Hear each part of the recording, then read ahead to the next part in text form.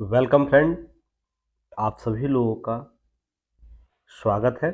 और 4 अप्रैल है तो दैनिक जागरण के राष्ट्रीय संस्करण न्यूज़पेपर में आप लोग के लिए पीटी मेंस और इंटरव्यू और कौन कौन से न्यूज़ को कवर किया गया है जो यूपीएससी और स्टेट पीसीएस एस्पिरेंट के लिए महत्वपूर्ण है। साथ ही साथ जितने भी गवर्नमेंट के पीटी फैक्ट प्रश्न पूछे जाते हैं वो कौन कौन से हैं उस पर भी हम लोग नज़र डालेंगे। और आगे बढ़ने से पहले आप यूट्यूब चैनल को ज़रूर सब्सक्राइब कीजिए, शेयर कीजिए और कमेंट सेक्शन में अपने आंसर ज़रूर ड्रॉप कीजिए ताकि उसका एनालिसिस किया जा सके। आपका इंटरनल डेवलपमेंट किस रूप से किस दशा में और किस स्तर पर पहुंचा है उसकी भी आकलन किया जा सके। चलिए आगे बढ़ते हैं। तो देखिए यहाँ पर आज बहुत ही पीटी फैक्ट प्रश्न देखने को मिल जाएगा और मेंस के है ना आपको क्वेश्चन मिल जाएंगे और इंटरव्यू के कुछ है ना केस स्टडी के तौर पर आपको पूछा जा सकता है। मेंस के कुछ प्रश्न ऐसे हैं जो केस स्टडी के तौर पर पूछा जा सकता है। तो आज का न्यूज़ जरूर देखिएगा। तो चलिए अंत तक बने रहिएगा आप लोग। चलिए देखते हैं आज के न्यूज़ में आप लोग को भी भ्रष्टाचारी बचना नहीं चाहिए। प्रधानमंत्री के द्वारा बातें की गई है और ये कहाँ किया गया है तो सीबीआई का जो डायमंड जुबली समारोह मनाया जा रहा है उस अवसर पर यह बातें की जा रही है। तो सीबीआई और भ्रष्टाचार हमेशा चर्चा में रहता है, आप लोग के मुद्दे में देखने को मिलता होगा। डेली पेपर में कहीं ना कहीं इसकी चर्चा आपको मिल ही जाती है। और एक आप प्रशासक बनने जा रहे हैं तो ये शब्द आपके साथ जुड़ा होगा, ठीक ना। तो इसे समझने के लिए आपको यूपीएससी के जीएस पेपर 2 सरकारी नीतियां और भ्रष्टाचार निरोधक तंत्र से यह टॉपिक कवर करेगा। और इससे रिलेटेड न्यूज है ना पहले मैं कवर कर चुका हूं 20 अगस्त 2022 को। युक्ति आईएएस के चैनल पर जाइएगा आप लोग, वहां पर प्लेलिस्ट है और वहां से आप लोग ये न्यूज़ कलेक्ट कर सकते हैं, चीज़ों को कवर कर सकते हैं। और आप लोगों को बताया भी गया है कैसे न्यूज़ कनेक्ट करना है, ठीक ना। तो चलिए इसके बारे में हम लोग चर्चा कुछ कर ले। देखिए गोल्डन जुबली मना रहा है सीबीआई, क्योंकि 1963 के बाद की स्थितियां बदली हैं। तो उसके पहले हम लोग चर्चा करेंगे। तो ध्यान रखिएगा कुछ बातों को, पहले प्रधानमंत्री के द्वारा क्या कि उससे आप लोगों को जानकारी होनी चाहिए। जैसे इस अवसर पर इनके द्वारा बोला गया कि भ्रष्टाचार के विरुद्ध मिशन मोड चल रहा है। ये लगातार अपने 2014 के बाद से ये सब बातें कर रहे हैं, है ना। और द्वितीय जो कार्यकाल था उसमें और भी बृहद पैमाने पे बातें की जा रही है।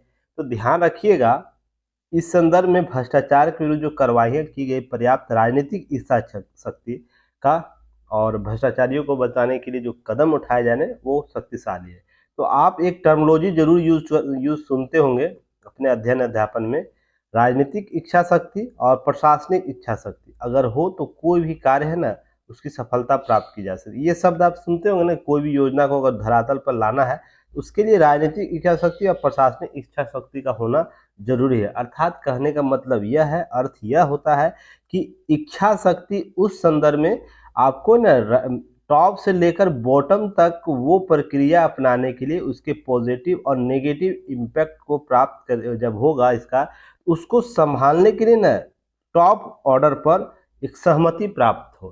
तो राजनीतिक इच्छा शक्ति के संदर्भ में यही बातें की जा रही। इसी तरह प्रशासनिक इच्छा शक्ति के जितने भ्रष्टाचारियों को अगर चीज़ें देख रहे होंगे भी, देश में सभी जगह सीबीआई जांच चल रही है। तो आप इसके पॉजिटिव पॉइंट के संदर्भ में समझिएगा, नेगेटिव पक्ष के बारे में तो मैं पहले भी चर्चा किया हूँ। ध्यान रखिएगा बस, अगर इस प्रकार की कहीं भी घटना होती, किसी भ्रष्टाचारी का अगर नामजद किया जाता है तो उसका लॉबी काम करने लगता है। आप लॉबी का समझ रहे हैं, उसके समर्थक होंगे, जैसे प्रशासनिक अधिकारियों के बहुत से समर्थक होते हैं, पूरा महकमा उसका सिस्टम के खिलाफ हो जाएगा। तो क्या होता है कि इस स्थिति को संभालने के लिए राजनीतिक इच्छा शक्ति होना बहुत जरूरी है। नहीं तो टॉप का अगर हम मजबूत, मान लीजिए अब एग्जाम्पल मैं दूं, मैं अमर सर बहुत भ्रष्ट अधिकारी हैं या नेता हैं, तो मुझ पर भ्रष्टाचार के मामले लगेंगे तो क्या मैं अपने सारे तंत्र को यूज नहीं करूंगा? तो आखिरी तंत्र कहाँ पहुंचेगा? जो इसका सबसे देश का सबसे प्रमुख मुखिया उसी के पास पहुंचेगा ना। अब वो सीएम होगा, राज्य का सबसे मुखिया जो होता है प्रशासनिक कार्यपालिका के तौर पर, कार्यपालिका जो कार्य करती है उसमें सबसे प्रमुख क्या होता है सक्रिय रूप में पीएम और सीएम ही होंगे ना।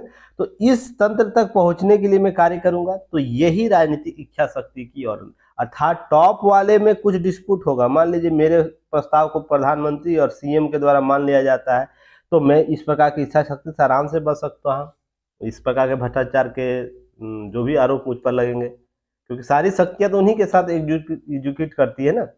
अगर ये दोनों साफ शब्द में मुझे क्या कहते हैं, नकार देते हैं कि नहीं, आपको इस मामले में जो कानून कार्रवाई होगी वो करेगी, तो क्या इस इच्छा शक्ति के आगे मैं कहीं जा सकता हूँ? सोच के देखिएगा।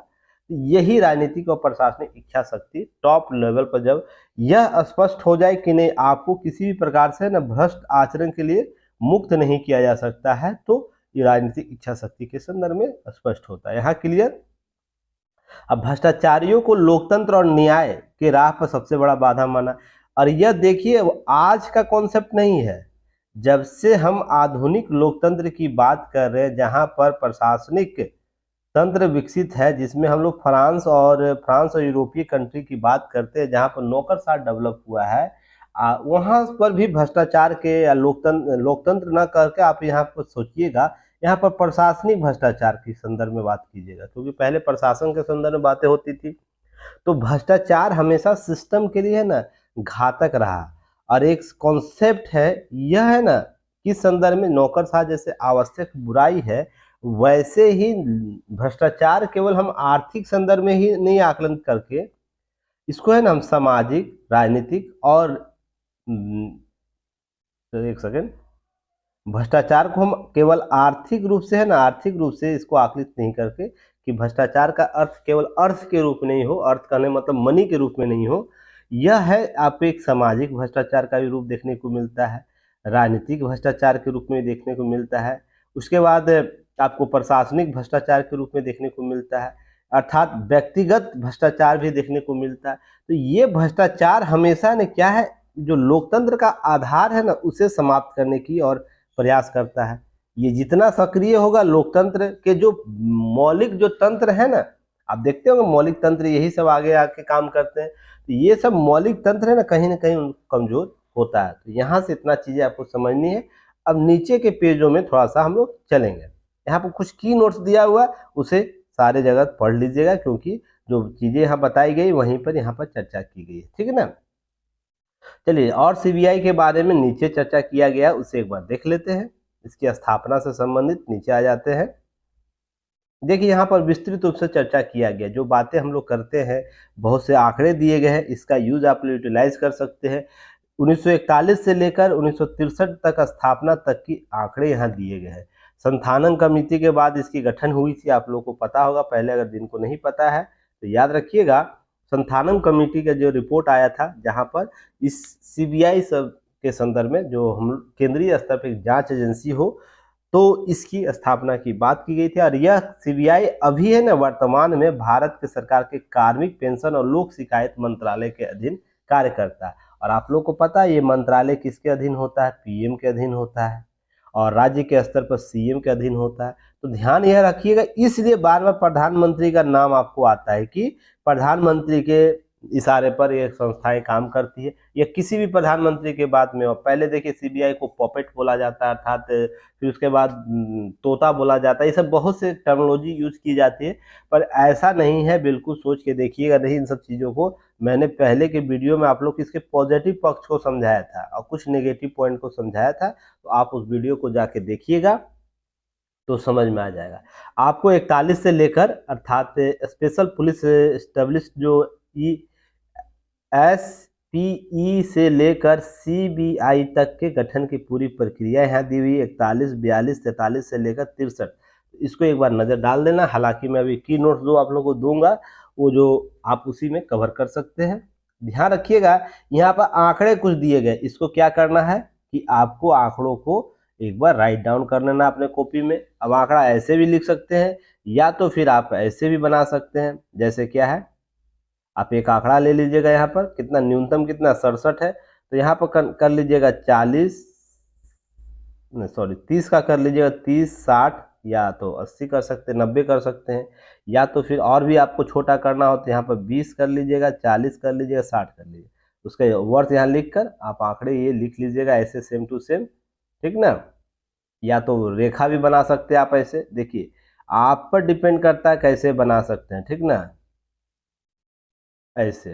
तो ये सब आलेख जो है ना आपको क्या करेंगे, नंबर एक्स्ट्रा दिलवाएंगे, तो आपको ये सब करना चाहिए। अब एक आंकड़ा यहाँ भी दिया, सीबीआई द्वारा जांच किए कुल प्रमुख मामले, जैसे मिश्रा, एल एन मिश्रा हत्याकांड 1975 का, राजीव गांधी हत्याकांड 1991 का है, हर्ष मेहता जो मामला था, घोटाला था, वो आपको 92, बम्बई बम धमाके 1993, पूर्णिया आर्म्स जो ड्रॉप केस था वो भी, चारा घोटाले बिहार का जो था चल रहा है, जिसमें सजाप्ता भी है वर्तमान सीएम, जो पूर्व के सीएम जो बिहार के, वो, फिर इसका स्टाम्प पेपर, ये सब सत्यम घोटाला आप नाम सुने होंगे, कॉमनवेल्थ घोटाला, सभी महत्वपूर्ण घोटालों पर, सादा चिट फंड 2013 बंगाल का जो था, तो ये सब चीजें आपको डाटा में यूज करना है। चलिए अब नेक्स्ट हम लोग बात करेंगे, आपको 20 अगस्त 2022 के न्यूज एनालिसिस जाकर युक्ति है इस पर देख लेना है और चीजों को कवर करना।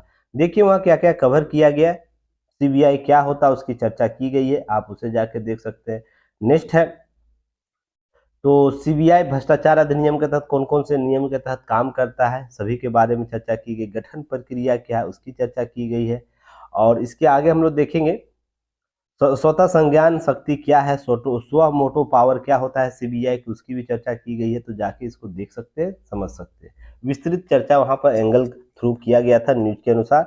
सीबीआई निदेशक की नियुक्ति किस रूप से की जा रही है, उसमें क्या हालिया विवाद है, उसकी चर्चा की गई है। और इसके अतिरिक्त भी बातें की गई है। तो आपको क्या है कि जाके उस न्यूज को 20 अगस्त के न्यूज को जाके देख सकते हैं। और ध्यान रखिएगा, जो फ्री देखना चाहते वो 20 अगस्त का आपको वीडियो जाके देख लेना है, नहीं तो युक्ति है इसका ऐप डाउनलोड कर लीजिएगा। वहां पर दैनिक जागरण का एक पेड ग्रुप होगा, केवल 499 में आपको पीडीएफ अवेलेबल हो जाएगा। केवल इस पीडीएफ को जाके एक बार रिवाइज भी कर लीजिएगा तो आपका काम चल जाएगा, जिससे आपको ना आने वाले समय में दिक्कत नहीं होगा। और ध्यान रखिएगा, एक बार जब न्यूज स्टैटिक्स पार्ट कवर हो जाता है तो मेरे द्वारा दोबारा उस पर नहीं कराया जाता एनालिसिस, इसलिए कि अन्य टॉपिक को मैं समय दे सकूं, ठीक ना। तो आप लोग को भी कॉपरेट करना है। तो दोनों व्यवस्थाएं हैं, यूट्यूब पर देख सकते हैं या जाके ऐप पर, युक्ति आई इसका ऐप है, वहां पर आप गूगल प्ले स्टोर से या एप्पल स्टोर से आप सर्च करिएगा, प्राप्त हो जाएंगे, वहां पर आप जाके डाउनलोड करके चीज़ों को प्राप्त कर सकते हैं। चलिए नेक्स्ट हम बात करेंगे। देखिए बंगाल हिंसा पर कलकत्ता हाई कोर्ट ने ममता सरकार पर मांगी है रिपोर्ट। तो देखिए ध्यान यह रखिएगा, यह यूपीएससी के जीएस पेपर 1 और 2 दोनों जगह आएगा। 1 में सांप्रदायिकता के मुद्दे पर जब भी प्रश्न पूछे जाएंगे तो हालिया जितने घटना है सांप्रदायिकता के, वहां से प्रश्न आपको टैली कर जाएगा। आंतरिक सुरक्षा के मामलों में जब प्रश्न आएगा तो ऐसे जो सांप्रदायिक दंगे होते हैं या सांप्रदायिक नोकझोंक हुआ करती है देश में, उससे संबंधित टॉपिक को कवर करेगा आज का न्यूज। तो आपको बिहार का हो, बंगाल का हो, गुजरात का हो, या तो दिल्ली का, इस प्रकार के सांप्रदायिक नोकझोंक जो हुआ करते हैं देश में, तो उसके बारे में जानकारी रखिएगा आप लोग। तो देखिए हाल ही में दंगा हुआ रामनवमी के अवसर पर, हावड़ा में लगातार, हावड़ा, हुगली और उत्तरी दिनाजपुर में हुई है हिंसा। अभी हाल में बिहार भी जला है इस संदर्भ में। तो देखिए 2-3 चीजें मैं स्पष्ट कर दूं एक एस्पिरेंट के तौर पर, आप लोग को क्या जानकारी होनी चाहिए। जो धार्मिक आधार पर उन्माद होते हैं ना, धार्मिक उन्माद जो होते हैं, तो उसके मूल में ध्यान रखिएगा, कुछ है ना राजनीतिक इच्छा शक्ति होगी, ठीक ना, कुछ आपको धार्मिक सामाजिक इच्छा शक्ति होगी, कुछ द्वेष आपको काम करते होंगे, द्वेष है ना। अब वो दोनों तरफ से होंगे, जिसमें दंगा हो रहा है, जिसमें हिंदू और मुस्लिम जो सांप्रदायिक दंगा अधिक होते हैं हमारे देश में, तो द्वेष हमेशा रहता है। और अभी यह क्रिएट कर दिया गया है ना, दोनों एक दूसरे के विरोधी हैं, एक दूसरे के विरोधी हैं। पर ऐसा बिल्कुल भी नहीं समझिएगा आप लोग कि यह विरोध विचारधारा के संदर्भ में देखना चाहिए। आप लोग एक एस्पिरेंट है, आपके पास न्यूट्रल व्यू होना चाहिए। इंटरव्यू में आप गए तो आप किसी भी के हो, हिंदू से संबंधित हो या आप मुस्लिम से, आप दोनों से यह प्रश्न लाजमी बन जाएगा। और आप दोनों में से किसी एक का अगर समर्थन कर देते हैं, ठीक ना, और किसी एक का विरोध कर देते हैं, तो आप दोनों स्तर पर सवालिया निशान में आ जाइएगा। तो ध्यान यह रखना है, इस पर एक न्यूट्रल व्यू बनाना है। अगर आप राजनीतिक तौर पर जुड़े हुए हैं तो आपका व्यू हमेशा क्या होगा, नेगेटिव होगा दूसरे के प्रति, ध्यान रखिएगा। तो आप एक एस्पिरेंट है तो आपको उस स्तर पर पहुंचने की जरूरत होगी। तो यहाँ पर नोटिफिकेशन समझ गए ना। चलिए अब आगे बात करते हैं कि कलकत्ता जो घटनाएं हुई हैं वो क्यों हो रही है बार बार, ऐसा क्यों होता है बार बार बंगाल में ऐसी घटनाएं, छुटपुट घटनाएं देखने को मिल रहा है। आपको उन मुस्लिम इलाकों में देखने को मिल रहा है जहां पर चीजें हुई है, घटनाएं हुई हैं। कुछ हिंदू इलाकों में इस प्रकार की घटनाएं हुई हैं, ऐसा क्यों हो रहा है। तो दो तीन चीजें याद रखिएगा कि 2014 के बाद जो सरकार बनी है ना, सरकार बनी है केंद्र के स्तर पर, उसका मौलिक रूप से क्या है, राष्ट्रवाद को कॉन्सेप्ट को बढ़ावा देना। ठीक ना, राष्ट्रवाद के कॉन्सेप्ट को बढ़ावा देना। तो जहां पर राष्ट्रवाद होगा ना, तो ध्यान रखिएगा इस प्रकार जो जो इस प्रकार का जोश होता है ना, जिसमें हम राष्ट्र सर्वोपरि रखेंगे, राष्ट्र को सर्वोपरि रखेंगे, वहां इसका एक पॉजिटिव और निगेटिव इम्पैक्ट आपको इस रूप में भी देखने को मिलता है। अब धार्मिक आधार पर लोग क्या चलते हैं, न्यूट्रल व्यू में चलना पसंद करते हैं कि हम इस बात को भी नहीं मानेंगे, हम इस बात को भी नहीं मानेंगे। तो यहाँ पर बात होता है जब भी स्तर पर गए धार्मिक रीति रिवाज कायम होती है, ठीक ना, तो राष्ट्रवाद का कॉन्सेप्ट और देश धार्मिक वाद जो होगा, धार्मिक जो आचरण होगा, वो दोनों मिक्स हो जाएगा यहाँ पर। अब ये दोनों पक्षों की बात हो रही है, यहाँ पर मैं किसी एक को अलग नहीं कर रहा हूँ, दोनों की बात कर रहा हूँ मैं। तो यहाँ पर ध्यान रखिए दोनों मिक्स हो जाएगा, और जब दोनों मिक्स हो जाएगा और उसमें राजनीति का तड़का लग जाएगा, जब लगेगा राजनीतिक तड़का जब लग जाएगा इस कॉन्सेप्ट में, तो यहाँ पर आपको सांप्रदायिक संदर्भ में चीजें होना शुरू हो जाएगी। क्लियर यहाँ तक। उसके आगे देखिएगा, अब यहाँ पर पुलिस प्रशासन की भूमिका तय होती है कि इस प्रकार की जब भी पहले भी घटना हुई है बंगाल में, या तो हम मान सकते हैं दिल्ली में, तो इन इलाकों में आपने सुरक्षा की क्या व्यवस्था की है। तो पुलिस प्रशासन की भूमिका हमेशा कटघरे में होगी, याद रखिएगा। तो अगर आप लोग आईपीएस बनने की इच्छा रख रहे हैं और यहाँ पर स्टेट में डीएसपी की इच्छा रख रहे हैं, तो आपसे पहला सवाल यही पूछा जाएगा। मान लीजिए आपका कल इंटरव्यू है और इस प्रकार की घटना हो गई, तो सबसे पहले अगर हायरार्की में आप ये दोनों शब्द जोड़ दिए तो आपसे ये सवाल पूछा जाएगा। पुलिस प्रशासन की हमेशा यहाँ लाजमी देखने को मिलता है। तो क्या करना है, आपको एक न्यूट्रल व्यू कायम करना है। तो उसके लिए देखिए बातें की गई, कोर्ट के द्वारा पुलिस की भूमिका पर सवाल उठाया गया है। और कोर्ट जो है ना, जो न्याय जो कार्यवाहक मुख्य न्यायाधीश है, आपको मुख्य न्यायाधीश आपको वेस्ट बंगाल के, तो याद रखिएगा टी.एस. शिवगमन ने क्या किया है, न्यायाधीश हिरण्य भट्टाचार्य जो है, आपको खंडपीठ इनकी है, उन्होंने निर्देश दिया है कि रिपोर्ट और सीसीटीवी फुटेज बुधवार तक अदालत में पेश की, क्योंकि पीआईएल दायर किया गया है भाजपा के नेता एक सुरबंदी अधिकारी उनके द्वारा, ठीक है ना। तो उसकी सुनवाई चल रही है। तो इस कोर्ट ने इस घटना में पुलिस की भूमिका पर सवाल उठाया। अरे मैं आपको ऐसे ही नहीं बोल रहा, जितने भी आपको सांप्रदायिक दंगा होगा उसके पीछे राजनीतिक और पुलिस प्रशासन के कार्यकरण की भूमिका हमेशा प्रश्न चिन्ह खड़ा होती है। तो राजनीतिक इच्छा शक्ति, राजनीतिक प्रयोग को हम डायरेक्ट कटघरे में नहीं खड़ा कर सकते हैं ना। ये पुलिस प्रशासन को हम जवाबदेह जरूर मानते हैं, तो ध्यान रखिएगा, इसलिए इसको है ना बार बार कोर्ट में आपको सवाल जवाब देने होंगे। तो यहाँ पर ध्यान रखिएगा, इसमें है ना कैसे उसके पूरे कार्यकरण की बात की जाएगी, अर्थात उन क्षेत्रों की सुरक्षा आपने किस प्रकार तय किया है, क्या क्या सुरक्षा के मानक तय किए गए हैं, आप उन इस प्रकार की घटना हुई तो क्या हुआ, उसके बाद आपने क्या कदम उठाया, सभी ए टू जेड बातें की जाएगी। तो आपको भी ध्यान रखना इन सब चीज़ों को। तो यहाँ पर देखिए बातें वही की गई है। यहाँ पर जो प्रश्न किए गए आप लोग देख सकते हैं कि उसने निपट नहीं सकी, ऐसा क्या कारण है, क्या उपाय किए गए, क्या नियंत्रण की स्थिति में कायम करने के लिए क्या स्थिति अपनाई गई, अर्थात पहले पुलिस स्थिति अनुमान क्यों नहीं लगा सकी। तो आदि सभी सवालों का जवाब अब पुलिस प्रशासन को देना है।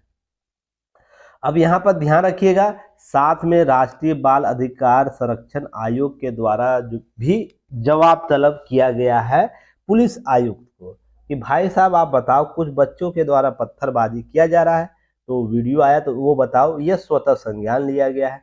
ध्यान रखिएगा कि कुछ चीजों को ध्यान में रखना है कि स्वतः संज्ञान आपको चर्चा में आएगा इन सब मामलों में, कि कोई एजेंसी या तो न्यायालय या तो कोई भी अधिकारी, जज, कोई भी हो सकता है, स्वतः संज्ञान लेगा। और स्वतः संज्ञान के बारे में पहले भी चर्चा किया हूँ। साथ में धारा 144 की चर्चा होगी, सांप्रदायिक संदर्भ की चर्चा होगी। तो सभी पर आप लोगों को चर्चा रखनी है, ध्यान रखनी है, याद रखनी है। चलिए इसके संदर्भ में देखिए कुछ महत्वपूर्ण है ना सांप्रदायिक जो नोक झोंक हुए हैं देश में, दंगे हुए हैं, या तो इस प्रकार से घटनाएं घटी, उसको याद रखना आपको उसके संदर्भ में। सबसे पहले तो 1947 का सांप्रदायिक जो घटना हुआ था वो पूरा देश नहीं भूल सकता है। उसकी मर्मता का है ना आकलन किसी भी स्तर पर नहीं लगाया जा सकता। सिख विरोधी दंगे 1984 में हुए थे, जहां पर सिखों को काटा गया था। इस सब चीज़ों को ध्यान रखिएगा। तो कश्मीर घाटी में कश्मीरी पंडितों को निष्कासन किया गया था 1989 में। यहाँ पे भी एक वर्ग के द्वारा दूसरे वर्ग पर इतने निर्मम हत्या की गई थी, तो आप इसका आकलन इसी आधार पर रख सकते हैं। किसी जिंदा महिला को आरी चलता है ना, आरी लकड़ी काटने वाला, उस पर रख के बीच से काट दिया गया था। तो समझ सकते हैं मानवीय कृत कितना गिर गया था उस दिन। सोच सकते हैं हम जो दम भरते हैं ना कि हम एक अच्छे स्वतंत्र और धार्मिक आधार पर शांति प्रिय लोग हैं, वो दम उस दिन इस घटना से या इस प्रकार की घटना से तोड़ देता है। यह मौलिक और तुच्छ बना रह जाता है। तो ध्यान रखिएगा इस सब चीज़ों को। आपको बाबरी मस्जिद विवाद हुआ था 1992 में, उसमें भी ऐसी घटनाएं हुई थी जहाँ पर आगजनी और इस प्रकार की घटनाएं जहाँ कत्लेआम हुआ था। उसके गुजरात दंगा भी हुआ था, तो विरोध में प्रतिरोध हुआ था। यहाँ पर मैंने आपको इस गुजरात दंगे के बारे में मैंने पहले भी चर्चा किया हूँ, तो जाके एक बार वीडियो जरूर जाके देखिएगा गुजरात दंगे में वास्तविकता क्या है। तो मैंने क्या बोला था आपको उस दिन, वाद होता है, प्रतिवाद होता है, पर हम लोग संवाद के स्तर पर कभी हमारा देश नहीं आ पाता इन सभी मामलों में। अब गुजरात मामले में यही हुआ था कि क्या हुआ था, आपको कार सेवकों को जला दिया गया, उसके विरोध में दंगे आपको भड़क गए, जहाँ पर सारे सिस्टम पर सवालिया निशान लग गया। मुजफ्फरपुर दंगा बिहार का, इसमें भी आपको देखने को मिल जाता है 2013 में ऐसी घटनाएं आपको। साथ में आगे हम लोग बात करें दिल्ली सांप्रदायिक दंगा 2021, जब कोरोना काल के बाद सीएए का बिल जो आया था, उसके बाद जो कुछ छुटपुट घटनाएं हुई थी जिसका अभी तक केस चल रहा है, तो ध्यान रखिए, वो भी आपको ध्यान रखना है। बंगाल सांप्रदायिक दंगा 2022 में हुआ था, 2023 में हुआ था, तो ध्यान रखिए कुछ छुटपुट घटनाएं यहाँ भी मिली थी। बिहार सांप्रदायिक दंगा 2023 जो आपको हाल में रोहतास जिला है, आपको फिर उसके बाद नवादा जिला है, यहाँ पर जो ये सब घटनाएं, सासाराम में इन सब जगह घटनाएं जो हुआ है, तो इन सब चीज़ों को ध्यान में रखना है। और यही आपको प्रश्न में इस टॉपिक को केस स्टडी के तौर पर यूज करना है। क्लियर? चलिए आगे हम लोग बात करेंगे। देखिए केस स्टडी आपको देखने को मिल रहा है। अब इसमें क्या है स्थिति अभी स्पष्ट नहीं हुई है, तो यहाँ पर दो चीजें स्पष्ट कर दूं मैं पहले। इसका जो आकलन किया जा रहा है हम यह समझ के कर रहे हैं ना, यह स्थिति हो सकती है। एक सेकंड, पेन का कलर चेंज कर दूं मैं पहले। हम यह समझ रहे हैं ना, इसकी दो स्थिति हो सकती है, ठीक ना, और दोनों स्थिति पर हम लोग चर्चा कर लेंगे। क्यों? क्योंकि अभी इस पर जांच चल रही है और इस पर पता नहीं चल रहा व्यक्ति विशेष कौन है और उसकी मंशा क्या है। जब तक मंशा नहीं समझ में आएगा तो इसकी वास्तविक स्थिति को नहीं समझा जा सकता है। यहाँ दो स्थिति हो सकती है। पहला तो एक स्थिति, एक व्यक्ति विशेष के द्वारा दूसरे पर हमला किया गया होगा। तो आपको यह समझने की स्थिति है, व्यक्ति अगर आम नागरिक है तो यह समझिए कि यह स्थिति कौन सी है जब कोई व्यक्ति किसी दूसरे व्यक्ति पर पेट्रोल फेंककर जानलेवा हमला कर सकता है। तो यहाँ मानसिक असंतुलता की स्थिति कायम हो जाती है। क्या इस प्रकार की घटनाएं हमें मानवीय संदर्भ में जवाबदेह नहीं बनाने का प्रयास करना चाहिए? तो ये सवालिया निशान पूरा शासन प्रशासन या सिस्टम पर आ जाता है। दूसरी स्थिति यदि यह आतंकवादी हमला है या इस प्रकार की घटना है जहां पर बोला जा रहा है कि ये जो घटना हुई थी एक बोगी 1 से लाकर बोगी 2 में आया तब जाके ये घटना हुई। अगर आतंकवादी घटना है तो बहुत से प्रशासन, केरल प्रशासन पर सवालिया निशान हो जाएंगे कि देश में इस प्रकार की घटनाएं नए तरीके से, जहां पर चलती ट्रेन में लोग पेट्रोल छिड़क कर आग लगाने का प्रयास कर रहे हैं, अर्थात आत्मघाती का एक नया स्वरूप आया है। तो कैसे इस पर सुरक्षा सुनिश्चित की जाएगी, कैसे यह डिसाइड किया जाएगा कि जो मान लीजिए एक ट्रेन स्टेशन पर लगभग अमूमन बात करो किया जाए 5 से 10 हजार लोग तो आते जाते हैं, है ना, आते जाते हैं ना। ये संख्या और भी वृद्धि होगी। न्यूनतम सबसे छोटे से छोटे मेन स्टेशन की बात की जाए उसकी मैं बात कर रहा हूँ। अब दिल्ली, मुंबई, पटना, उसके बाद आपको बेंगलुरु, कर्नाटक और भी बड़े बड़े स्टेशन है, गुजरात के स्टेशन वहाँ पर जहाँ आपको लाखों की संख्या में पैसेंजर आते जाते हैं, उस पर इस प्रकार के घटनाओं को कैसे रोक लगाया जाएगा, ये सवालिया निशान आपसे प्रश्न पूछा जाएगा इंटरव्यू में केस स्टडी के तौर पर।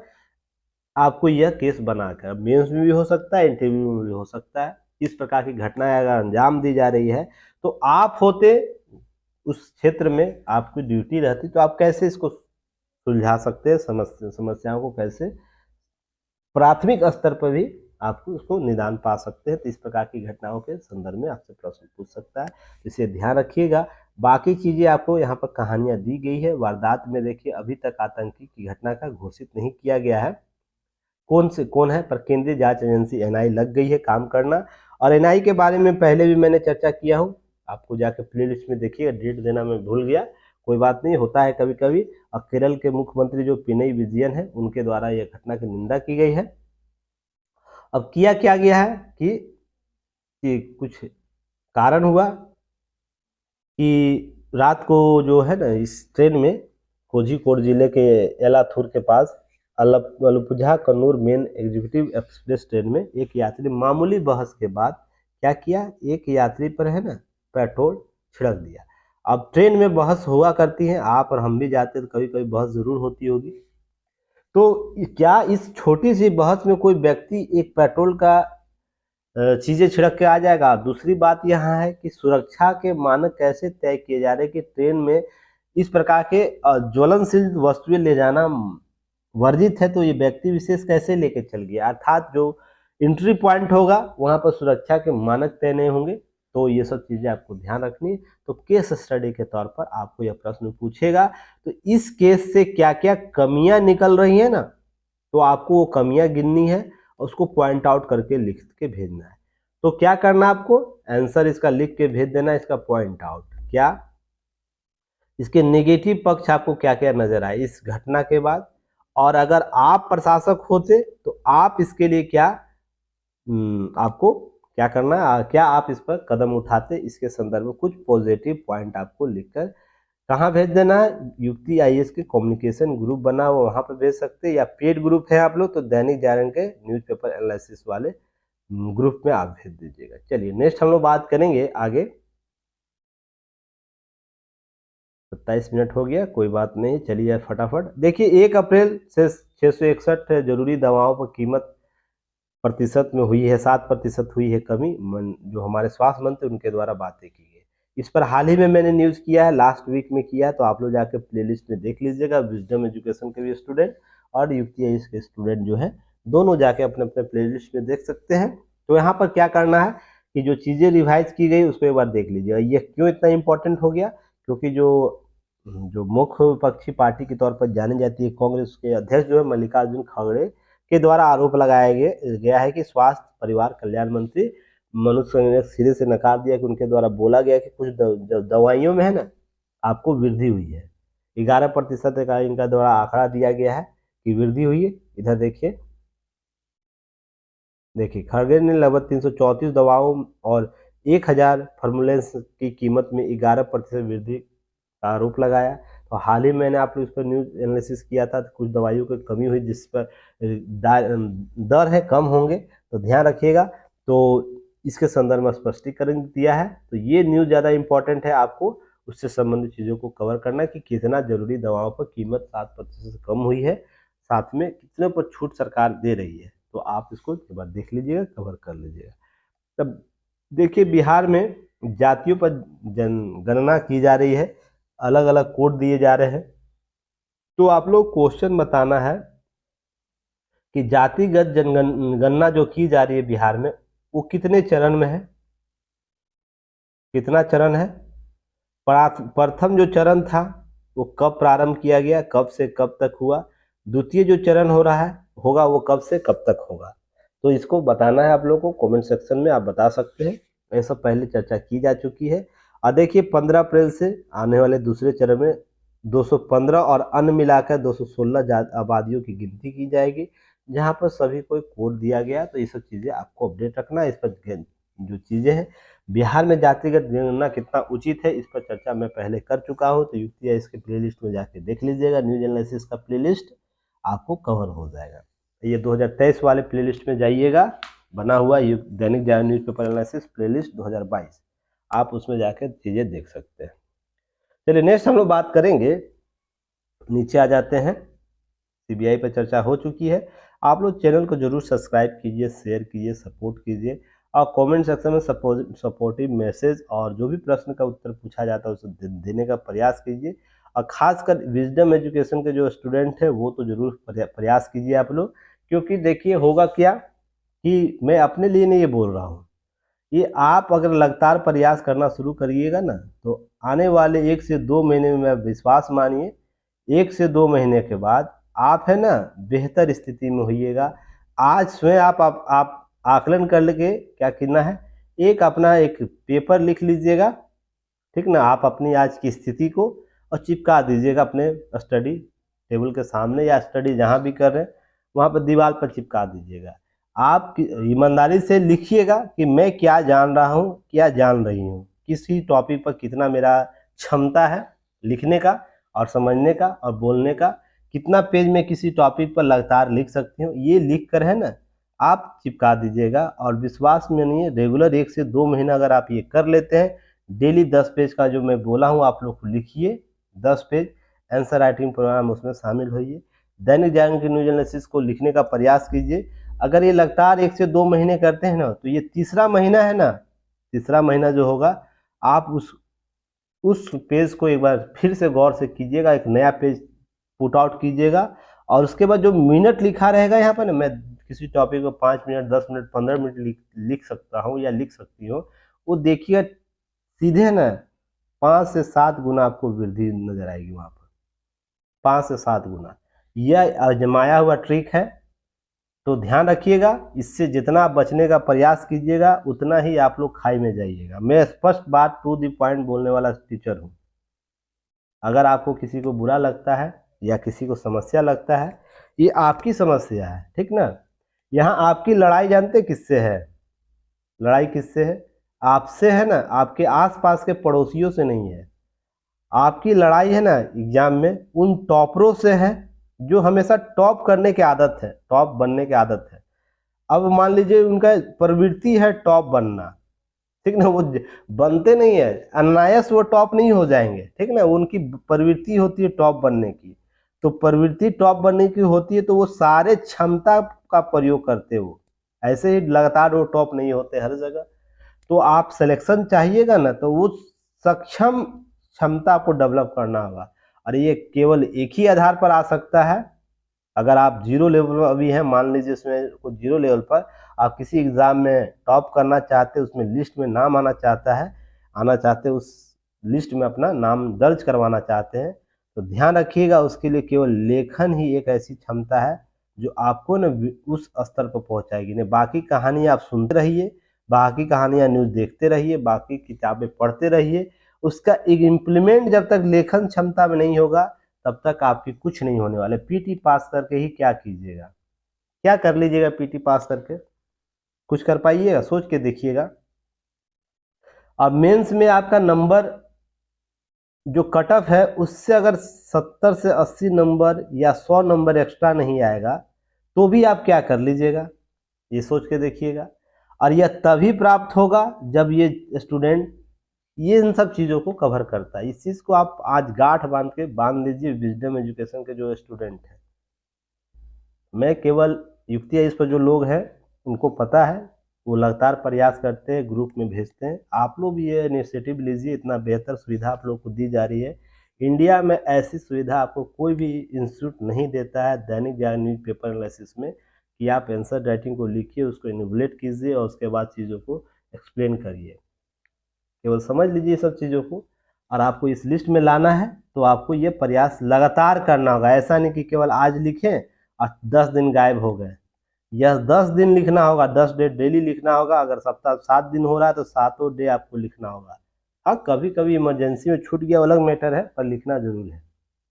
तो मैं उम्मीद करता हूँ जो आप लोग से अपील की जा रही है उसमें आप सहभागी बनिएगा, नहीं तो देखिए बात है ना, फायदा कुछ होगा नहीं। साफ शब्दों में मैं बोलूँ तो अगर मुझसे कोई स्टूडेंट विजडम एजुकेशन वाले बात किए हैं, कुछ लोगों से बात हुई है मुझको, तो मैंने उनको यही साफ शब्दों में बोलता हूँ, उन्हें भी बोला हूँ, आप लोग को भी बोलूँगा आज भी, कि सफलता के लिए पढ़िए, ठीक ना, सफलता के लिए।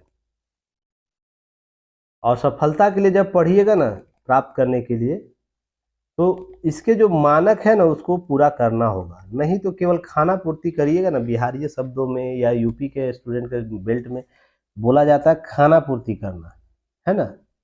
इससे क्या होगा, आपके अपने भी टाइम बर्बाद होगा, आपके परिवार की इच्छाएं भी आप पर हावी होने लगेगी, और समाज में कहीं ना कहीं आपका है ना नेगेटिव इम्पैक्ट जाएगा, और आप डिप्रेशन के शिकार बाद में हो जाएंगे कि मैं नहीं निकला। तो इसलिए खाना पूर्ति नहीं करना है। 1 साल दम के मेहनत कीजिए, खुद को इतना रगड़िए कि 1 साल के बाद अगला चयन आपका हो जाएगा। हम लोग भी गलतियां यही शुरुआत में किए थे, जो आने वाले कुछ समय के बाद ये ज्ञान प्राप्त हुआ है जो आप लोगों को मैं दे रहा हूँ। और स्पष्ट शब्दों में ये मैं एक्सेप्ट भी करता हूँ, कारण यही सब रहते हैं।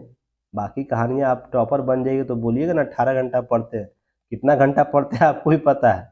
इसी के लिए ध्यान रखिएगा इन सब चीज़ों को कवर करने के लिए।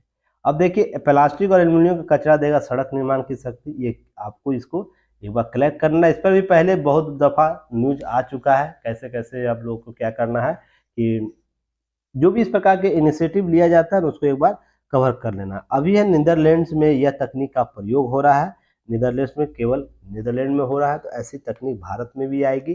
तो ध्यान रखिए प्रयोग स्तर पर है। तो सड़क निर्माण से बहुत सी चीज़ें जो कचरा है, प्लास्टिक और एल्यूमिनियम कचरा देगा सड़क निर्माण में शक्ति, तो क्या होगा इससे ना हम नए नए आपको इनोवेशन डेवलप कर सकेंगे। जैसे फिर उसके बाद कचरा, बहुत सा कचरा प्रबंधन है, उससे भी रोड बनता है। ये सब चीज़ें आपको याद रहनी चाहिए। क्यों? क्योंकि जब भी एग्जाम में अगर प्रौद्योगिकी की बात की जाएगी ना, प्रौद्योगिकी की बात की जाएगी, तो ध्यान रखिएगा इन्हीं सभी तत्वों को एग्जाम्पल देना होता है। हम अपने संसाधनों का बेहतर उपयोग कैसे करेंगे उसके संदर्भ में इसका एग्जाम्पल देना होता है। और भी बहुत से एस्पेक्ट है जिसमें हम जीवन को कैसे सरल बनाने के लिए, कम अफोर्डेबल बनाने के लिए क्या कर सकते हैं, योजना किन किन आपको जो सरकार द्वारा या किसी व्यक्ति विशेष निजी संस्थाओं द्वारा नवीन नवाचार किए हैं उसका उपयोग कैसे कर सकते हैं, इसको है ना आप लोग यहाँ से कवर कर सकते हैं। ठीक है, चलिए आगे बात करेंगे। उपदेश देने से पहले आईना देखे पश्चिमी देश। मैं पहले भी आप लोगों को बोलता था, और इन सब चीज़ों को लेकर लगातार 6 महीने से मैं बोल रहा हूँ। अब एक शब्द मैं हमेशा यूज करता हूँ, ध्यान रखिएगा, लोकतंत्र का पाठ हमें कौन लोग पढ़ा रहे हैं? जिनकी विरासत शुरू हुई है अगले, ये आपको 200 से लेकर 150 से लेकर 200 वर्ष पुरानी जिसकी विरासत शुरू हुई है। जो लोकतंत्र जैसे शब्द को ही समझता है कि हाँ, दो व्यक्तियों के समान विचार को स्थान देना चाहिए। सिंपल सा शब्दों में यहाँ पर बात की जाए, लोकतंत्र का धरातलीय स्तर पर बात की जाए तो इसका अर्थ यही होता है जब दो या दो से अधिक लोगों के विचारों को एक आदर दिया जाए, सम्मान दिया जाए, उनके वैचारिक मत को व्यवहार में लाया जाए। उसके बाद शासन प्रशासन का मुख्य उद्देश्य क्या होगा? जैसा भी शासन प्रशासन होगा उसका मुख्य उद्देश्य होगा आम जनता के हितों में कार्य करना। लोकतंत्र समान रूप से यही बोलता है ना। तो ये जो ऐतिहासिक रूप से यूरोपीय कंट्री है जहाँ पर लोकतंत्र, अगर मैं अमेरिकी लोकतंत्र की बात करूँ तो लगभग 150 से 200 साल पुरानी है ना। उससे पहले तो हुआ नहीं करता था, जब तक संविधान वहाँ लागू नहीं बना उससे लोकतंत्र जैसे शब्द थे वहाँ नहीं थे। तो जब स्थापना हुआ है उसके बाद एक सशक्त हुआ है उसका लोकतंत्र, तो 150-200 सालों का नहीं कि उसके पास इतिहास है, बस अमूमन अप्रोक्स माना जाए तो। अब यूरोप कंट्रियों की बात की जाए तो लोकतंत्र आधुनिक रूप से तब आया जब मैग्ना कार्टा जैसे कॉन्सेप्ट को डेवलप किया गया, उसके धीरे धीरे समय के बाद विकसित हुआ ना इंग्लैंड में।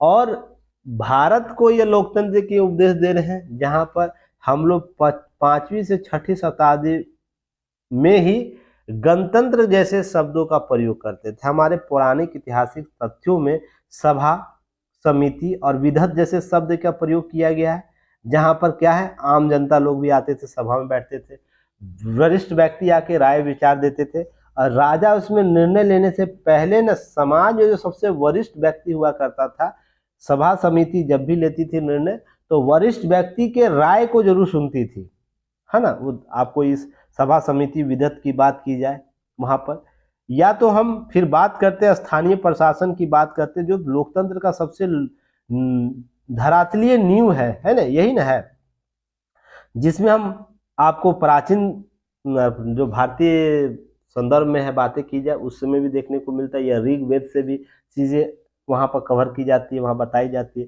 कौटिल्य के अर्थशास्त्र में जन शब्द का प्रयोग किया गया, वहाँ भी आपको लोकतंत्र के कॉन्सेप्ट देखने को मिलते हैं। साथ ही साथ हम बात करते हैं छठी शताब्दी में जब ये सब चीज़ें हुई थी, गणराज्य जैसे महाजनपद आए थे, वहाँ भी इसकी चर्चा हुई।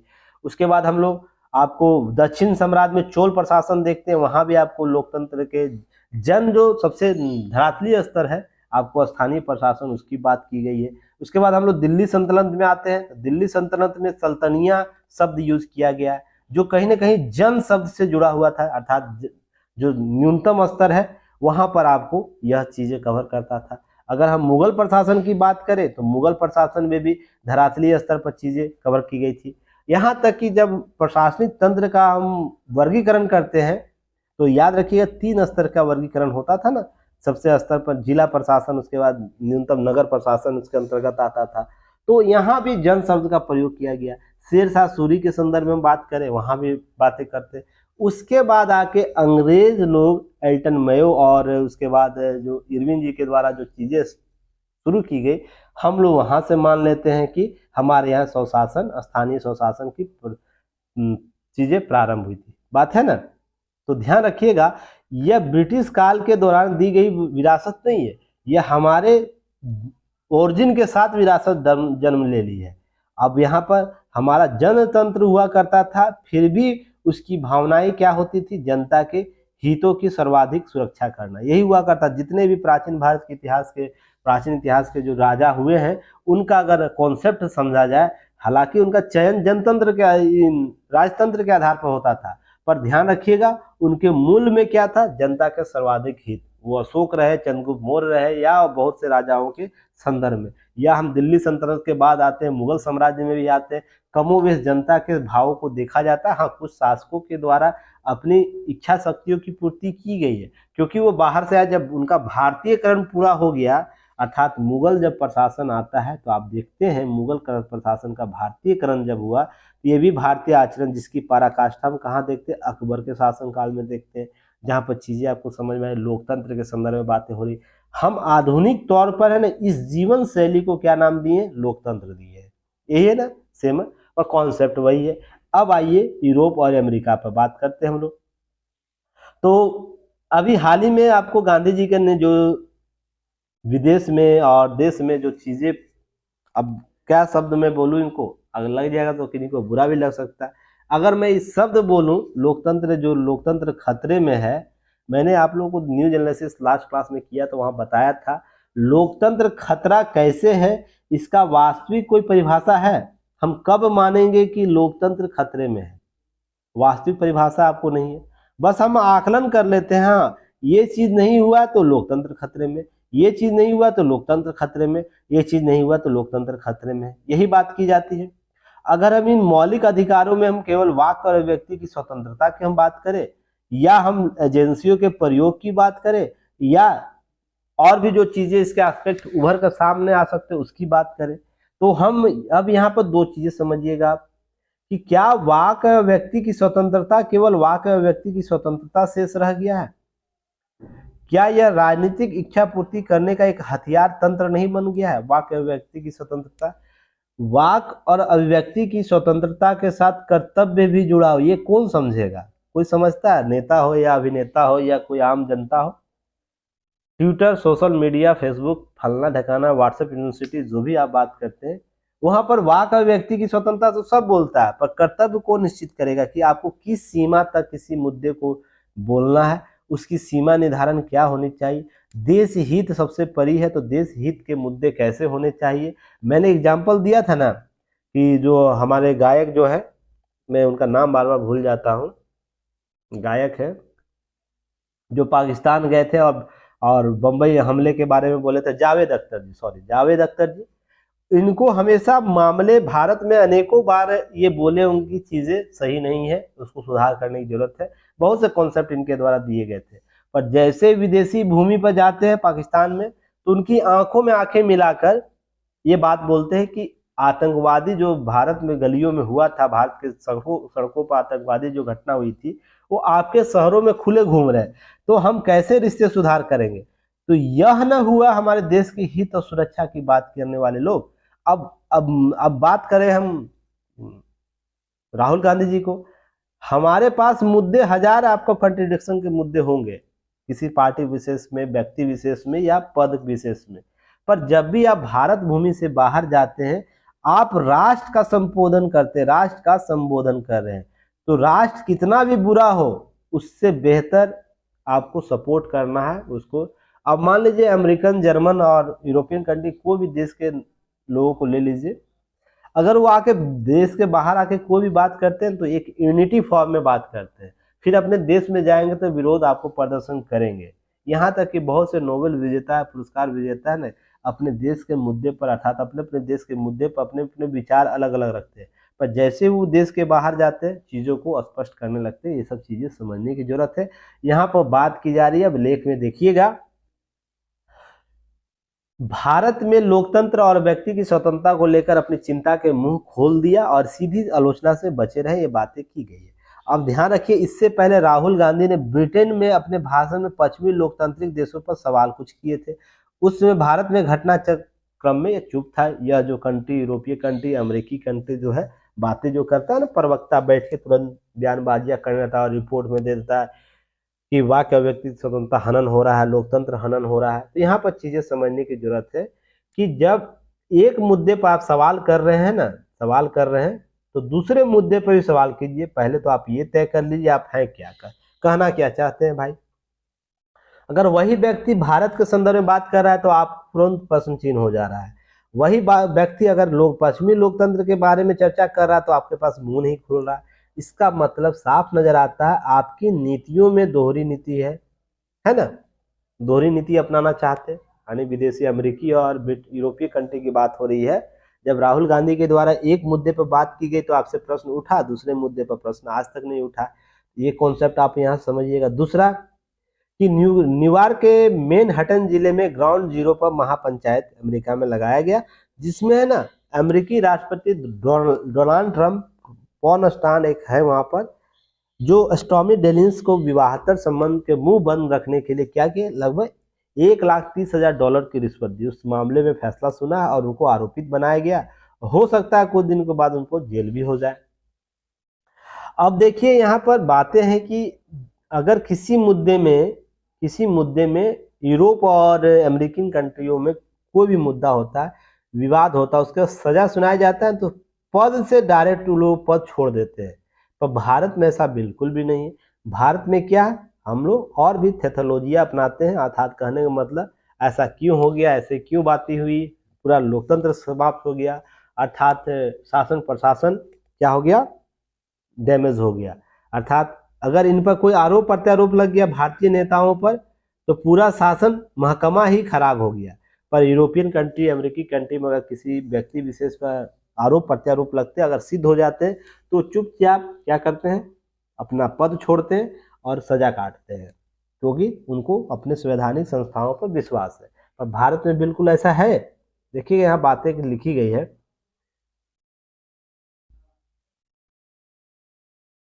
भारत की तरह आरोप लगते ही, या ध्यान रखिएगा, जांच एजेंसियां शुरू होते ही एजेंसी और अदालतों सरकार के हथियार बताना या लोकतंत्र की हत्या की राग नहीं अलापते विदेशी जो बातें की गई। यहाँ पर जो बात हो रही है समझिएगा।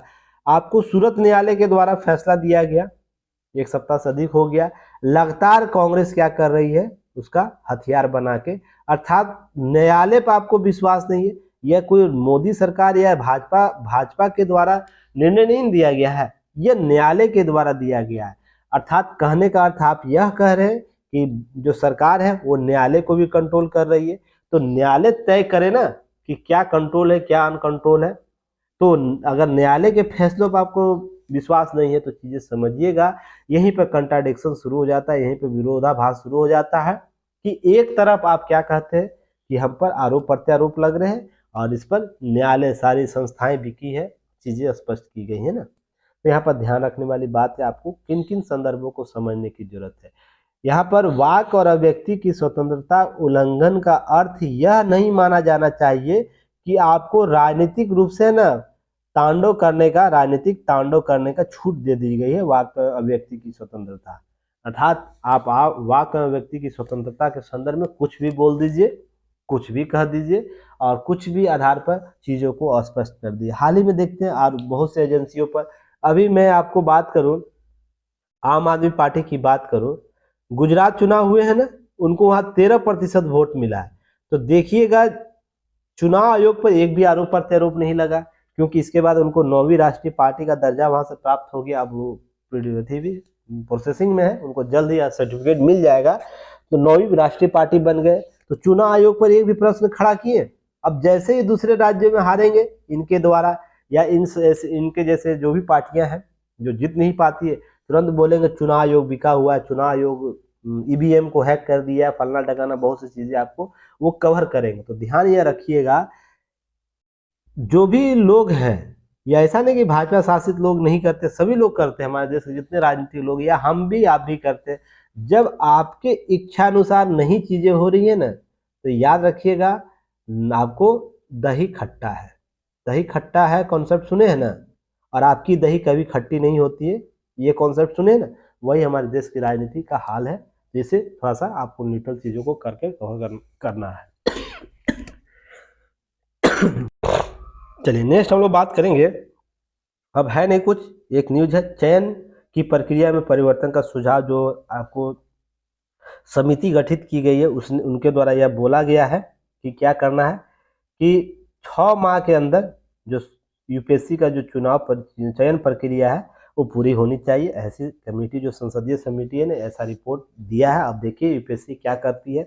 हालांकि इसके संदर्भ में आपको भी पता है, आप यूपीएससी एस्पिरेंट है, यह लंबा पीरियड है, लगभग 1.5 साल का यह चयन प्रक्रिया हो जाता है, जो कहीं ना कहीं क्या है, यह बहुत ही बच्चों के मानवीय, मानसिक और शारीरिक क्षमताओं को कम कर देता है। तो ध्यान रखिए, उस पर ही प्रश्न चिन्ह खड़ा किया गया है।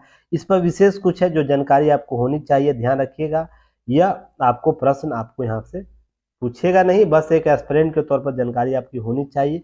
बस यहाँ से एक फैक्ट आप जरूर जान सकते हैं आज, कि आप कंपटीशन कहाँ आपका हो रहा है। तो जो लोग सोचते हैं ना कि मेरा चयन नहीं होगा या चयन प्रक्रिया नहीं पहुंच सकता, तो बस ध्यान यह रखना है कि आपका लड़ाई कितने लोगों के साथ है। तो देखिए, ध्यान रखिएगा, फॉर्म भरने और एग्जाम देने में 50% का अंतर है। जितने लोग फॉर्म भरते हैं, मान लीजिए 100 लोग फॉर्म भरते हैं, तो एग्जाम में केवल कितने लोग बैठते हैं, 50 लोग बैठते हैं। तो सबसे पहले तो आपको है ना 50% लोग तो ऐसे ही बाहर हो जाते हैं। अब रही बात इन 50% जो लोग, 50 लोग बैठे हैं, 50 लोग जो एग्जाम में बैठे हैं, उसमें से कितने सीरियस लोग हैं और कितने अनसीरियस लोग हैं जो यूं ही बैठ जाते हैं, चलिए मैं थोड़ा टेस्टिंग कर लेता हूँ, बहुत सी चीजें होती हैं। तो अगर इसका भी रेशियो माना जाए सीरियस और अनसीरियस स्टूडेंटों का, तो 25-25% का आता है। अब इसका रेशियो हम निकालते हैं, तो ध्यान रखिएगा, सीरियस स्टूडेंटों में कौन सिलेबस को बेहतर तरीके से पढ़ के गया है, प्रीवियस ईयर क्वेश्चन को कवर कर गया है, टॉपिक को कवर करके गया है, अगर उसकी आकलन की जाए तो ये देखिएगा 10% हो जाता है और ये 90% हो जाता है। ध्यान रखिएगा, आपको केवल 10 से 15% स्टूडेंट से फाइट करना है जो एक्चुअल रूप से तैयारी कर रहे हैं। बाकी कहानियां लोग बनाते हैं, आप देख ही लेते होंगे चीज़ों को। अभी आपको हाल ही में एक स्टूडेंट ने कमेंट किया था ना, केवल पीटी फैक्ट चीज़ों को कवर कर दीजिए सर। अब पीटी मैं जबकि बोल चुका हूँ, PT plus mains plus interview चीज़ों को कवर कर रहा हूँ, तो केवल जो पीटी के मंशा से जो चीज़ें कवर कर रहे, तो उनका सिलेक्शन अंतिम 2 लिस्ट में आएगा। और किन्हीं अन्य अभ्यर्थी के द्वारा कमेंट उनको किया गया, बहुत अच्छा कमेंट उनको किया गया है, वैसे व्यक्ति को खासकर ये चीज़ें समझनी चाहिए। अब इसको नेगेटिव सेंस में नहीं लीजिएगा, आप पढ़ाई तो इसलिए कर रहे हैं कि आपका चयन लिस्ट में हो, फाइनल लिस्ट में आपका नाम हो, कि पीटी के केवल लिस्ट में तिलक बढ़ाना है, बस इतना ही करना है, सोच के देखिएगा। तो ध्यान यहाँ रखिएगा, इस दौर में गुजरने के लिए जो भी फुल फॉर्म भरा ना, उसका केवल 10 से 15% लोगों में ही आपका फाइट है, ओरिजिनल फाइट है, जिनका चयन अंतिम तौर से होता है। ध्यान रखिएगा, अगर 5 लाख बैठे हैं एग्जाम में, तो केवल 5,000 स्टूडेंट ही फाइट करने वाले हैं जो एग्जाम लिस्ट में आएंगे। ध्यान रखिएगा, वही ओरिजिनल फाइटर है और आपको उस लिस्ट में शामिल होना है। जिनका मेंस होता है, मान लीजिए 10,000 लोगों का मेंस हो रहा है ना, वो ओरिजिनल फाइटर है। बाकी लोग है ना कहानियां बना रहे हैं, केवल हम फॉर्म भर रहे हैं, भोकाली टाइट कर रहे हैं, कि हम यूपीएससी का एग्जाम देते हैं, बहुत सारे एक्स्ट्रा बातें हैं। इसके लिए कड़ी मेहनत, एक से 2 साल का है ना, 1 से 2 साल की कड़ी मेहनत लगती है एग्ज़ाम देने से पहले। जो लोग बोलते हैं ना फर्स्ट अटेम्प्ट में मैं एग्ज़ाम दे दिया हूँ, 15 दिन में मैं एग्ज़ाम क्लियर कर दिया, 20 दिन में एग्ज़ाम क्लियर कर दिया, तो ध्यान रखिएगा उन सब चीज़ों को आधार पहले से बना होता है। उसके बाद हाँ एक रणनीति के तहत वो आते हैं और एग्ज़ाम कंडक्ट करते हैं और देते हैं, उनका पीटी सिलेक्शन हो जाता है, मेंस होता है, इंटरव्यू तक वो फाइनल लिस्ट में भी नाम आ जाता है उनका। इसका मतलब बिल्कुल उन्होंने पहले आधार अपना तैयार नहीं किया होगा। उनके दिमाग में अभी एक गोरखपुर का मामला है, मेरे एक स्टूडेंट हैं, उनके अभी वो पार्ट 1 में है, नहीं पार्ट 1 नहीं, आपको इंटर का जो सेकेंड ईयर होता है ना, सेकेंड ईयर में वो एग्ज़ाम दिया है शायद। तो ध्यान रखिएगा वो अभी से है ना यूपीएससी के बारे में सोच रहा है, यहाँ तक कि किसी कोचिंग संस्थान में वो गया भी, बातें भी किया, समझा भी। तो बात समझिएगा, अगर इसकी इच्छा शक्ति है यूपीएससी क्लियर करने का तो ये इंटर लेवल से ही चीज़ों को सोच रहा है। पार्ट 1 में आएगा, ग्रेजुएशन करेगा, पार्ट 1 में आएगा तो कुछ आधार देगा, तो कुछ आधार 2 में देगा, थर्ड में फाइनल कंप्लीट रहेगा। और यह क्या करेगा, ये पेयरिंग के साथ एग्जाम देगा, अगर अच्छी तैयारी रही तो फर्स्ट अटेम्प्ट में इसका सिलेक्शन हो जाएगा। अब जो लोग ग्रेजुएशन के बाद चीज़ें सोचते हैं क्या उसका सिलेक्शन होगा, इन सब चीज़ों को समझिएगा, बाकी कहानियाँ तो आप लोग जानते ही हैं, आप हमसे ज़्यादा समझदार है।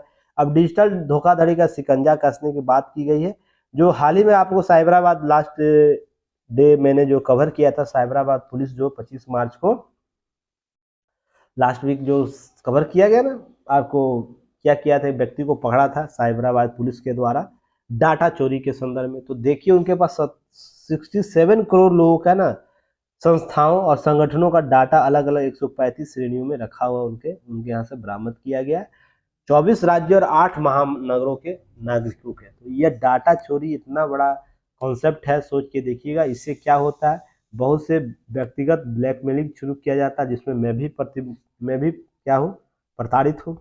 आप लोगों को बताया था, मेरा भी इस प्रकार का ब्लैकमेलिंग किया गया था। तो इस प्रकार से डाटा चोरी जब होता है तो सरकार संस्थाएं पर जवाबदेह होता है। तो इन सब चीज़ों को आपको कवर करना है। यहाँ पर आंकड़े दिए गए, बस एक नज़र देख लीजिएगा, क्योंकि कभी काम दे देगा आपको ये आंकड़े, तो इसको आउटपुट, अब आंकड़ा दिए उसको क्या पढ़ना है, बाकी चीज़ें हैं ना हम कवर करेंगे, जब इसका रिजल्ट आएगा उस दिन इसके केस स्टडी को देखेंगे, चीज़ों को कवर करेंगे। अब आइए, सस्ते पेट्रोल डीजल उम्मीदों को झटका लगा है, क्योंकि आपको कीमतों में बढ़ोतरी हुई, यानी कटौती करेगा उत्पादन में, तो कीमत में ऑटोमेटिक बढ़ोतरी हो जाएगा। ओपेक संस्था के द्वारा यह किया जा रहा है कि तेल उत्पादन करने वाले जो संगठन है ओपेक, अचानक एक बड़ा फैसला लेती है, कच्चे तेल के वैश्विक उत्पादन में तकरीबन 11.6 लाख बैरल योजना की कटौती करने का फैसला किया है।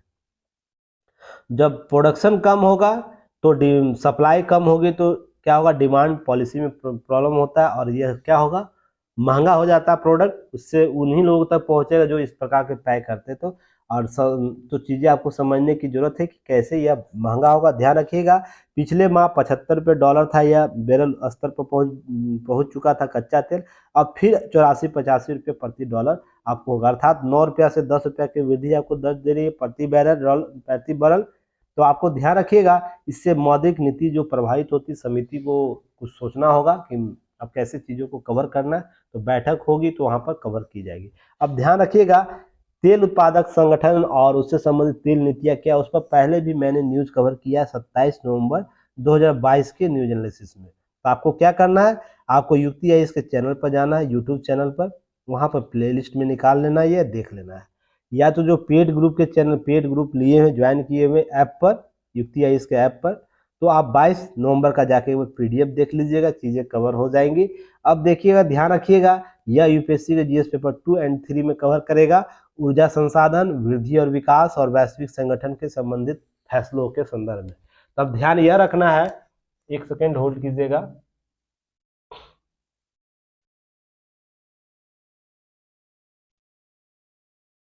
अब ध्यान यह रखना है किसके संदर्भ में बातें क्या क्या किया जा चुका है, इसको एक बार में बेंचमार्क क्रूड ऑयल क्या नीति होती है, मैंने उस दिन चर्चा किया है, तो इसे आप लोग देख लीजिएगा।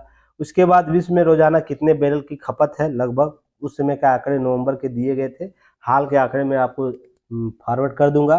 क्रूड ऑयल भारत क्या है, क्रूड ऑयल भारत नीति क्या है, उस पर चर्चा की गई है।